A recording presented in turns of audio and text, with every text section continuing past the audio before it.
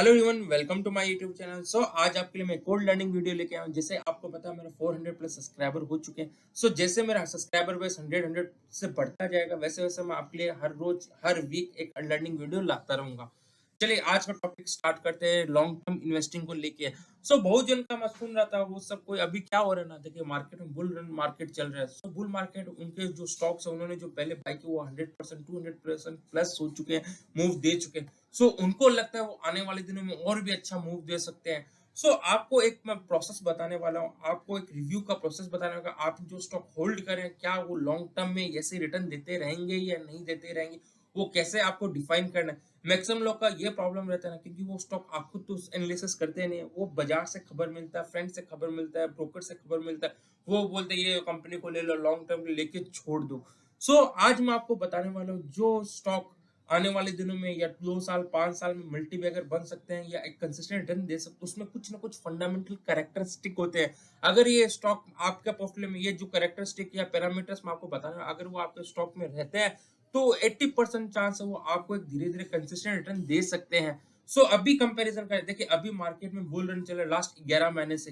Bull market में चाहे company में अच्छी अर्निंग्स हो या नहीं हो, फंडामेंटल अच्छे हो या नहीं, सब परफॉर्म करते हैं, क्योंकि इस पीरियड में क्या लिक्विडिटी चेज करते हैं, तभी तो इसे बबल कहा जाता है। बस आपको ये ध्यान देना है, मैं अपना चाहता हूँ मेरे जो फॉलोवर है वो इस बबल से जब फटेगा तो उससे बच के निकल जाए। क्योंकि मैक्सिमम लोग गलती यही करते हैं, जब मार्केट में बुल मार्केट चलता है ना, वो उस समय स्टॉक के जो क्वालिटी है, करेक्टर है, फंडामेंटल को चेक नहीं करते, बस वो मोमेंटम को चेस करते हैं। इस वजह से वो बहुत बड़ी गलती कर बैठते हैं। ये देखिए बुल मार्केट है, ये अपने को नहीं पता कब खत्म होगा, किंतु जिस दिन खत्म होगा ना, जो बैड कंपनी है, फंडामेंटली वीक कंपनी है, उन सब में एक सेलिंग आने वाली है। अगर आप उस समय उस बैड कंपनी से नहीं निकले तो आपका कहीं ना कहीं जो बड़ा पैसा बनाया है वो सारा मार्केट लेके चला जाएगा, और एक टाइम ऐसा भी वो कैपिटल भी वाइप आउट कर देगा। क्योंकि बुल मार्केट में यही होता है, बैड कंपनी गुड कंपनी, बार बार आपको क्यों एम्फेसाइज कर रहा हूँ, सब स्टॉक चलते हैं, पर लॉन्गर पीरियड में वही कंपनी परफॉर्म करेगी जिसमें फंडामेंटल करेक्टर है। और फंडामेंटल करेक्टर क्या क्या होने वाला है वो आपके साथ शेयर करने वाला हूँ। ये मैंने आपके लिए बहुत डिटेल में बनाया है। अगर आप उसको ध्यान से सुनिएगा और समझिएगा, उसको इम्प्लीमेंट करिएगा, आपके पास जो भी पोर्टफोलियो में स्टॉक्स है ना, इसको रिव्यू करिएगा, इसको मैं प्रोसेस बताऊंगा आपको कहां से डेटा लेना, पूरा डिटेल में रहने वाला दोस्तों, आपके लिए बहुत बड़ा काम हेल्पफुल होने वाला है। आप मेरे को अभी नहीं किंतु आगे 6 महीना 1 साल 2 साल बाद बहुत थैंक यू बोलने वाले। अगर आप इसको फॉलो करते तो आप गलत कंपनी से बच पाएंगे और अपना पोर्टफोलियो को एक अच्छा मोमेंटम दे पाएंगे, अच्छे से बना पाएंगे। चलिए स्टार्ट करते हैं।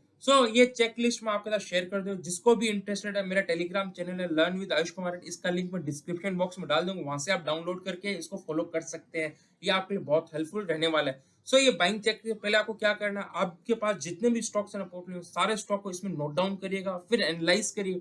देखिए ये एक दिन प्रोसेस नहीं है, आपको टाइम देना पड़ेगा। पैसा बनाना तो मार्केट से आपको टाइम देना पड़ेगा, रिव्यू करते रहना पड़ेगा, तभी आप कंसिस्टेंट पैसा बना पाएंगे। बुल मार्केट में सब पैसा बनाते हैं, किंतु उसको लेके जाना बहुत इंपॉर्टेंट है। मैं चाहता हूँ मेरे जो भी फॉलोवर हो, लास्ट में मार्केट जैसे अगर एंड होता है या उनके पास अच्छा पैसा है, वो कंसिस्टेंट पैसा बनाए, वो बुल मार्केट हो या बेयर मार्केट, उनका स्टॉक सिलेक्शन बेटर होना चाहिए। पहला अपना टॉपिक है, पहला पॉइंट है, यहाँ पे आपको कंपनी का नाम लिखना है, उसका टिकर सिंबल है वो लिखना है, उसका डेट आपने कब बाय किया, कब रिव्यू, उसका लिखना है, वो कौन से सेक्टर का है ये भी लिखना है। फिर आपको नेक्स्ट क्या ध्यान देना है, यहाँ पे ये इंपॉर्टेंट है, ये सारे पॉइंट आपको नोट डाउन करो, लिखते रहना है, और एक एक पॉइंट को आपको मूव नंबर देना है। यहाँ पे आपको क्या लिखना है, रेवेन्यू वाई ऑन वाई क्या होगा, year on year growth last 2 साल का आपको देखना है। इसमें कितना पैरामीटर है, इसका मैंने आपको बेंचमार्किंग बताया। आपके पास जो भी स्टॉक है उसमें ये देखना लास्ट 2 साल में ये 15% से मिनिमम ग्रो करना चाहिए। अगर है तो उसको 1 रैंकिंग दी जाए। दूसरा आपको देना ईपीएस, अर्निंग पर शेयर देखना, लास्ट 2 साल में कम से कम 15% का ग्रोथ आना चाहिए। अगर ये आ रहा है तो उसको 2 नंबर रैंकिंग दी जाए। फिर देखिए लास्ट 3 क्वार्टर का जो ग्रोथ है वो एवरेज में 20% के ऊपर होना चाहिए। रेवेन्यू ग्रोथ का बात कर रहा हूँ, सेल्स ग्रोथ का बात कर रहा हूँ, अगर वो 20% के एवरेज ऊपर है। अब एवरेज का बात क्या करें, ऐसा ना हो एक क्वार्टर में -50% है, 2 क्वार्टर में 200% प्लस है, तीसरा क्वार्टर 100% प्लस है। ये कंसिस्टेंट होना चाहिए। ये हो सकता है एक क्वार्टर में 30% का ग्रोथ है, एक क्वार्टर में 10 का है, एक में 20 का है, तो वो एवरेज है। किंतु बड़ा फ्लक्चुएशन है ना, चाहे एसएल्स हो ईपीएस हो, वो मार्केट कंसिडर नहीं करता। ये हो सकता है वो स्टॉक यहाँ पे साइक्लिकल हो। वो सब स्टॉक से दूर रहिएगा। कंसिस्टेंट ग्रोथ चाहिए अपने को मार्केट से, स्टॉक से, तब जाके पैसा बनेगा। उसमें फंडामेंटल कंसिस्टेंट ग्रो होगा तो कंपनी धीरे धीरे कंसिस्टेंट आपको ग्रोथ देता रहेगा। फिर आपको देखना है कि year on year margin expand होना चाहिए। मार्जिन कैसे बोलते हैं, अगर आप स्क्रीनर में जाएंगे ना तो यहाँ पे आप देख सकते हैं सो यहाँ पे अपने बात करते हैं ईयर ऑपरेटिंग मार्जिन। सो ऑपरेटिंग मार्जिन देखिए यहाँ पे अपार इंडस्ट्री अगर ये मल्टीबैगर स्टॉक है, इसका एग्जांपल लियो। सो इसका देखिए पहले जो था ना एक्सपेंशन, पहले 5-6% का मार्जिन था, वो धीरे-धीरे 10, 9, 10। सो एवरेज में देखें धीरे नीचे 6 से ये 10 की तरफ चला जा चुका है। सो ऑलमोस्ट इसमें मार्जिन जो एक्सपेंशन लगभग 50-60% हो चुका है। फिर नेक्स्ट आपको क्या देंगे, return on equity. So return on equity आप स्क्रीनर से देख सकते हैं। सो रिटर्न ऑन इक्विटी क्या, आरओई क्या होगा, रिटर्न ऑन इक्विटी। सो ये 20% कितना यहाँ पे मैंने आपके लिए लिखा है, यहाँ पे 15% ऊपर होना चाहिए। सो इसका इंपॉर्टेंस क्या है, रिटर्न ऑन इक्विटी क्या होगा, अगर सपोज करें आपकी कंपनी 15% से सेल्स ग्रोथ कर रहा है, तो उसका आरओई अगर 15 रहेगा तो आने वाले दिनों में अच्छा अपना जो ग्रोथ है उसको मेंटेन कर पाएगा। वही सपोज करें आपकी कंपनी 50% ग्रो है, उसका आरओई अगर 15% है, तो कहीं ना कहीं उसे अपना इक्विटी डाइल्यूट करना पड़ेगा या उसे डेट लेना पड़ेगा। सो उसको देखना है का आरओई आरओई और ग्रोथ लगभग अगर सेम है, तब तो ये कंपनी आने वाले दिनों में सस्टेनेबल ग्रो करने वाला, नहीं तो उसको कहीं ना कहीं फाइनेंशियल क्रंच होने वाला है। सो आपको ये ध्यान देना। फिर आपको देना कंपनी का डेट इक्विटी रेशियो क्या है। सो अगर डेट एंड इक्विटी रेशियो अगर लेस देन 1 है तो बेटर है। क्योंकि इसमें बेटर क्यों है, देखिए मार्केट हमेशा साइकिल्स एक जैसे नहीं चलते। जब बियर साइकिल आएगा ना, अगर कंपनी का लीवरेज या डेट कम रहेगा, वो कंपनी सर्वाइव कर लेगा। वही जैसे ही अभी बुल मार्केट चल रहा है या मार्केट साइकिल्स अच्छी है, सो उसमें अगर वो 3x 4x लीवरेज ले लेते हैं ना, और जैसे ही मार्केट का साइकिल चेंज होता है, मैं प्राइस साइकिल नहीं बात कर रहा, मैं बिजनेस इकोनॉमी साइकिल का बात कर रहा हूँ। सो जैसे इकोनॉमिक साइकिल डाउन ट्रेंड में अगर कंपनी 3-5-6 टाइम लीवरेज होगा ना, तो कहीं ना कहीं प्रॉब्लम है। ये एग्जांपल बेस्ट होता है एलएनटी के, क्या सॉरी यूनिटेक के लिए होता है, जेपीएस स्टेट के लिए, सुजलोन के लिए। ये 2007-8 में बहुत अच्छा रिटर्न दे रही थी, किंतु जैसे इकोनॉमिक साइकिल खत्म हुआ, प्रॉब्लम में आया, डिप्रेशन आया, ग्लोबल ग्लोबल डिप्रेशन आया, तो वो सब कंपनी वहां जाके कहीं ना कहीं साइकिल में फंस गए और पूरा डेट ट्रैप हो गए। आज के डेट में आप देख सकते हो क्या परफॉर्मेंस रहा है। सो ये ध्यान देना, आपको डेट इक्विटी रेशियो 1 के नीचे हो तो बेटर है।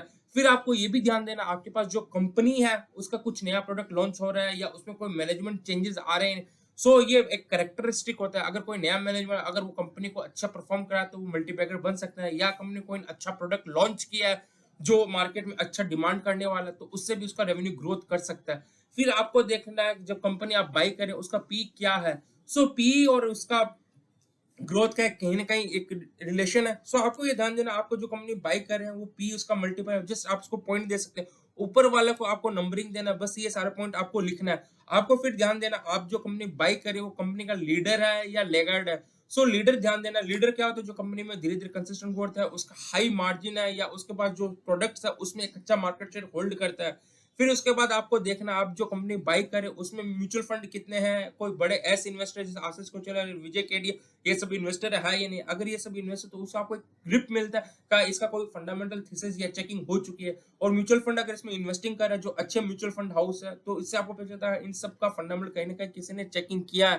तो एक आपको पॉजिटिव मोमेंटम देखने को मिल सकता है। फिर आपको देखना है कंपनी इलिक्विड तो नहीं है, कम से कम उसमें 50,000 के ऊपर एवरेज वॉल्यूम होना चाहिए, जिससे कि आप बुल या ट्रैप में फंसेंगे नहीं। बहुत सारे स्टॉक्स ऐसे हैं उसमें वॉल्यूम कम रहता है, सो अगर आप बाई कर लेते हैं उसमें एग्जिट के लिए आपको प्रॉब्लम रहता है।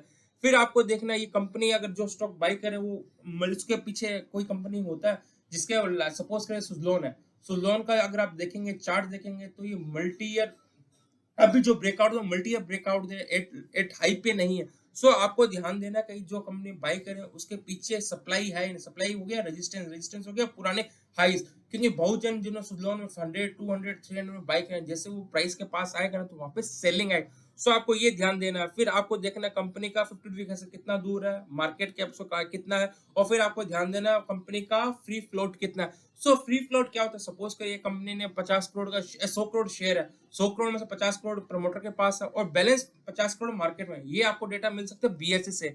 सो अपने अपार इंडस्ट्री का बात किया, अपार इंडस्ट्री आप यहाँ पे अपार का अगर आरओई देखना है तो आप यहाँ से स्क्रीनर से देख सकते हैं, और इस कंपनी का कितना ग्रोथ है उसको देखना, तो आपको यहाँ पे देखना है मार्केट स्मिथ में। सो मार्केट स्मिथ में आप जाके देख सकते हैं लास्ट 2 साल से कंपनी कितना ग्रो कर रही है। अगर आपको फ्री फ्लोट देखना है तो आपको यहाँ से बीएसई से आप देख सकते हैं। सो फ्री फ्लोट का डेटा आपको बीएसई से यहाँ पे मिल जाएगा। सो ऐसे करके आप फिल कर सकते हैं। इसका जो लिंक है मैं डिस्क्रिप्शन बॉक्स में डाल दूंगा अपना टेलीग्राम चैनल, टेलीग्राम से ही आप ये चेकलिस्ट यहाँ से डाउनलोड कर। अगर आपको इसके स्टॉक स्पेसिफिक या कुछ भी इश्यू हो तो इस वीडियो के एंड में जरूर कमेंट करिएगा। Thank you.